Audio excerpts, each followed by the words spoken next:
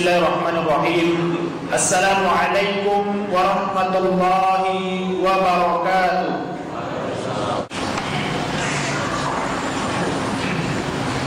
Innal hamdalillah nahmaduhu wa nasta'inuhu wa nastaghfiruh wa na'udzu billahi min shururi anfusina wa min sayyiati a'malina. May yahdihillahu fala mudilla lahu wa may yudlil fala hadiya lahu. Ashhadu an la ilaha illallah wahdahu la syarika lahu wa ashhadu anna Muhammadar Rasulullah. Amma ba'du. Qala Allah Ta'ala fil Qur'anil Karim wa huwa asdaqul qailin. A'udzu billahi minasy syaithanir rajim. Bismillahirrahmanirrahim. Ya ayyuhan nasu ittaqu rabbakumul ladzi khalaqakum min nafsin wahidah وخلق منها زوجها وبث منهما رجالا كثيرا ونساء واتقوا الله الذي تساءلون به والأرحام إن الله كان عليكم رقيبا. Sidang jamaah Jumat yang dirahmati Allah Subhanahu wa taala. Bersyukur kita kepada Allah Subhanahu wa taala dengan mengucapkan alhamdulillahirabbil alamin. Karena berkumpulnya kita di sini bukan semata karena kemampuan fisik yang Allah Subhanahu wa taala anugerahkan kepada kita. Betapa banyak orang yang diberikan kemampuan fisik oleh Allah Subhanahu wa taala, namun pada akhirnya semua kemampuan fisik yang dianugerahkan itu justru menjadikan mereka jauh daripada taat kepada Allah Subhanahu wa taala. Berkumpulnya kita di sini bukan semata karena motor atau mobil yang kita miliki. Betapa banyak orang yang hidupnya kaya, mentereng hidupnya, namun pada akhirnya semua kekayaan yang dianugerahkan oleh Allah justru menjadikan mereka itu bermaksiat kepada Allah Subhanahu wa taala, menjadikan mereka itu berdosa kepada Allah Subhanahu wa taala dan menjauhi semua apa yang diperintahkan oleh Allah Subhanahu wa taala. Oleh karena itu, mari sama-sama kita banyak bersyukur kepada Allah Subhanahu wa taala dengan cara memaksimalkan atas anugerah yang Allah Subhanahu wa taala limpahkan kepada kita semua. Selanjutnya, selawat serta salam selalu kita ucapkan dalam kehidupan kita. Bahkan kita akhiri ibadah salat kita sebelum kita mengucapkan Assalamualaikum warahmatullah. Assalamualaikum warahmatullah. Kita dahului dengan ucapkan Allahumma sholli ala sayyidina Muhammad wa ala ali sayyidina Muhammad. Beliaulah Nabi Muhammad sallallahu alaihi wasallam yang telah membawa umatnya minaz zulumat, dari zaman yang penuh dengan kebiadaban, minaz zulumat, dari zaman yang penuh dengan kegelapan, ilan nur, kepada cahaya, ilan nur, kepada cahaya Islam yang sebagaimana kita rasakan sekarang ini.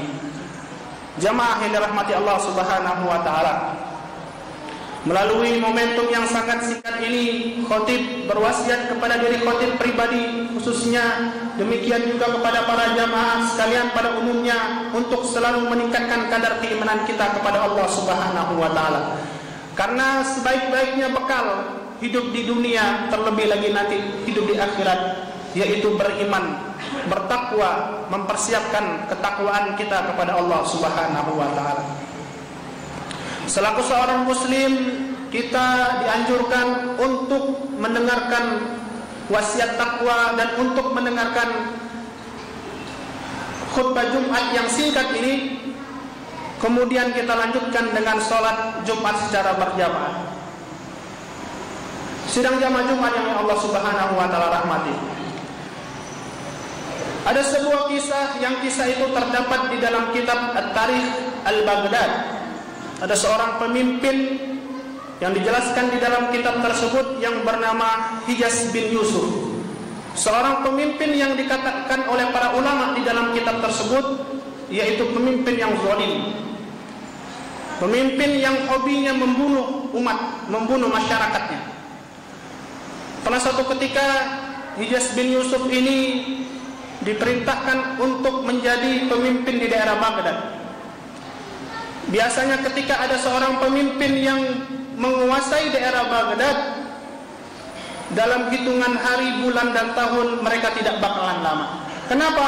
karena masyarakat di daerah Baghdad, ketika masyarakat di daerah Baghdad itu memohon kepada Allah Subhanahu wa taala, seketika doanya dikabulkan oleh Allah Subhanahu wa taala.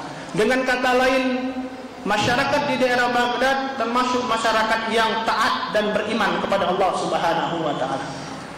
Akan tetapi Hijaz bin Yusuf di dalam kitab tersebut dikatakan seorang pemimpin yang zalim dan juga seorang pemimpin yang sangat cerdas.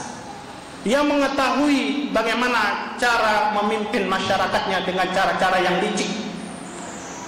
Kemudian dia berpikir untuk mengumumkan kepada masyarakat di daerah Baghdad, yaitu mengumpulkan telur. Semua masyarakat di daerah Baghdad, dia buat pengumuman, dibuat maklumat, semua masyarakat di daerah Baghdad diwajibkan untuk mengumpulkan telur di alun-alun kota Baghdad.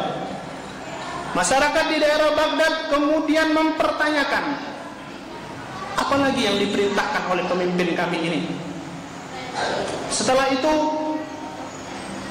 di akhir maklumat itu ternyata Hijaz bin Yusuf mengatakan, bagi masyarakat yang tidak menaati perintahku, maka mereka akan mendapatkan konsekuensinya. Mendengar perkataan itu, membaca kalimat itu, maka masyarakat di daerah Baghdad langsung mengerjakan apa yang diperintahkan oleh Hijaz bin Yusuf. Maka pada hari Ahad, semua masyarakat di daerah Baghdad berkumpul mengumpulkan telur sebagaimana diperintahkan oleh Hijaz bin Yusuf. Berbondong-bondong masyarakat berkumpul di daerah alun-alun atau lapangan di daerah Baghdad. Kemudian dari kejauhan Hijaz bin Yusuf memperhatikan apa yang dilakukan oleh masyarakatnya. Ternyata apa yang diperintahkan oleh Hijaz bin Yusuf itu dilakukan oleh masyarakat tempatan tersebut. Dari kejauhan Hijaz bin Yusuf memperhatikan, kemudian dia mengatakan kepada pengawalnya bahwa biarkan telur-telur itu berada di lapangan atau alun-alun kota ini. Keesokan harinya Hijaz bin Yusuf mengumumkan pengumuman yang kedua, yaitu bagi masyarakat di daerah Baghdad untuk mengambil telurnya kembali yang mereka letakkan di alun-alun kota Baghdad.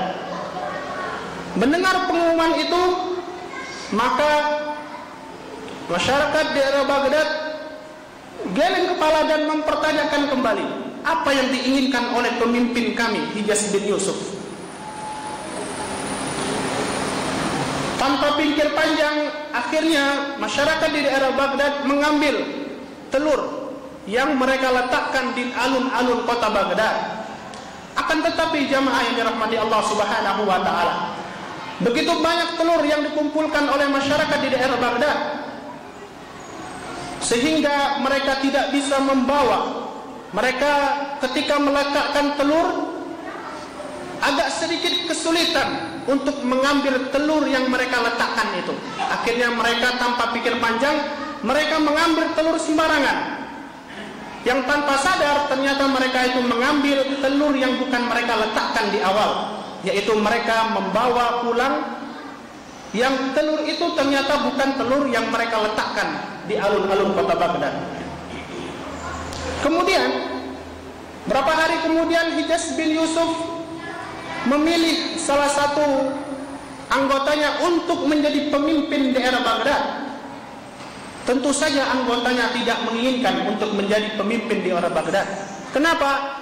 Karena ketika ada seorang pemimpin yang menjadi pemimpin di daerah Baghdad, ketika didoakan oleh masyarakat di daerah Baghdad, maka doanya akan makbul. Boleh jadi pemimpin itu berganti, atau boleh jadi pemimpin itu meninggal, atau boleh jadi karena sebab dan lain sebagainya.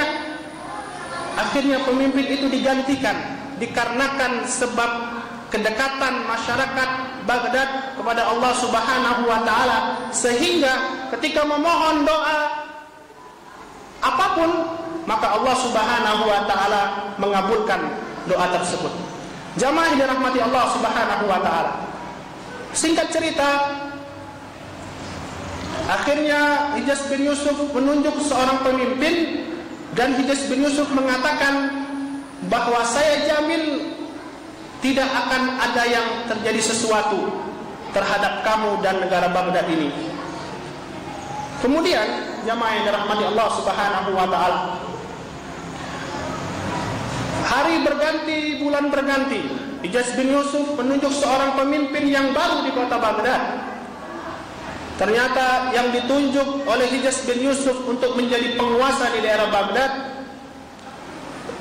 zalim, dan kemudian masyarakat di daerah Baghdad memohon kepada Allah Subhanahu wa taala agar pemimpin yang zalim itu diturunkan atau digantikan. Akan tetapi menunggu 1 pekan, masyarakat di daerah Baghdad memohon kepada Allah, tidak dikabulkan doanya. Menunggu 2 pekan, 3 pekan, bahkan sampai 1 bulan, doa yang dipanjatkan oleh masyarakat di daerah Baghdad itu tidak dikabulkan oleh Allah Subhanahu wa taala.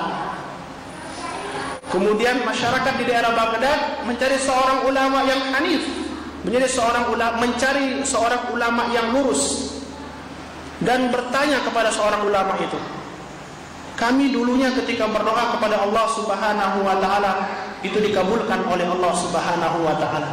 Akan tetapi dalam 1 bulan ini ketika kami memohon kepada Allah, justru doa yang kami panjatkan itu tidak dikabulkan oleh Allah Subhanahu wa taala. Kemudian ulama itu bertanya kepada masyarakat, apa yang terjadi pada kalian dalam 1 bulan ini? Tidak ada yang terjadi pada diri kami, tidak juga ada yang terjadi pada masyarakat di daerah Baghdad. Kemudian ulama itu mengatakan, apa yang terjadi pada diri kalian, pada masyarakat di daerah Baghdad tentang makanan. Kemudian mendengar kata-kata makanan, akhirnya masyarakat di daerah Baghdad terngiang-ngiang dan mengingat bahwa sebulan yang lalu Hijaz bin Yusuf memerintahkan kami untuk mengumpulkan telur. Terus kata ulama itu, kami kumpulkan telur itu. Kemudian tapi ketika kami ingin mengambil telur kembali, telur yang kami letakkan, kami bingung. Begitu ada banyak jutaan, ribuan telur, sehingga kami tidak bisa memastikan yang mana telur yang kami letakkan kemudian kami ambil kembali. Karena kata ulama yang hanif ini kemudian mengatakan bahwa itulah jawabannya. Sidang jamaah Jumat yang Allah Subhanahu wa taala rahmati. Ternyata karena sebab telur yang mereka bawa pulang ke rumah, kemudian mereka makan, yang itu adalah telur yang syubhat, yang bukan telur mereka, itu menjadikan terhalangnya doa, yang menjadikan terhalangnya doa sehingga doa yang mereka panjatkan itu tidak dikabulkan oleh Allah Subhanahu wa taala. Lalu bagaimana kita ketika kita membawa rezeki yang haram ke rumah? Lalu bagaimana kita ketika kita membawa rezeki yang di situ adalah hal-hal yang syubhat? Dalam hadis dikatakan Rasulullah sallallahu alaihi wasallam, al-halalu bayyin, yang halal sudah dijelaskan oleh Allah Subhanahu wa taala. Al-haramu bayyin, dan yang haram pun sudah dijelaskan oleh Allah Subhanahu wa taala. Wa bainahuma umur mutasyabihat, di antara kedua halal dan haram itu ada perkara yang disebut dengan syubhat, dan telur inilah termasuk perkara yang syubhat. Semoga kita yang berada di masjid ini termasuk golongan orang-orang yang bisa menjaga makan kita. Dalam hadis dikatakan juga ada seorang yang memohon-mohon kepada Allah Subhanahu wa taala, akan tetapi tidak dikabulkan. Karena apa? Karena pakaian yang mereka gunakan itu haram, karena minuman yang mereka konsumsi itu haram, karena makanan yang mereka makan itu haram, sehingga hal itulah yang menjadi penghalang tidak dikabulkannya doa. Kenapa ada orang yang munafik atau ada orang yang tidak suka dengan Islam, mereka itu senang sekali melihat orang-orang Islam itu mengkonsumsi hal-hal yang haram? Karena ketika seorang muslim, seorang yang taat beragama kepada Allah Subhanahu wa taala mengkonsumsi makanan yang halal, kemudian memohon kepada Allah, maka tidak ada lagi hijab doa yang ketika kita memohon kepada Allah maka langsung akan dikabulkan oleh Allah Subhanahu wa taala. Jamaah yang dirahmati Allah Subhanahu wa taala, semoga kita termasuk golongan orang-orang yang bisa menjaga makanan kita, minuman kita, pakaian kita. Kemudian ketika kita memohon kepada Allah Subhanahu wa taala, tidak ada lagi hijab, tidak ada lagi penghalang, dan langsung dikabulkan oleh Allah Subhanahu wa taala. Aqulu qawli hadza astaghfirullah wa lakum innahu huwal ghafurur rahim.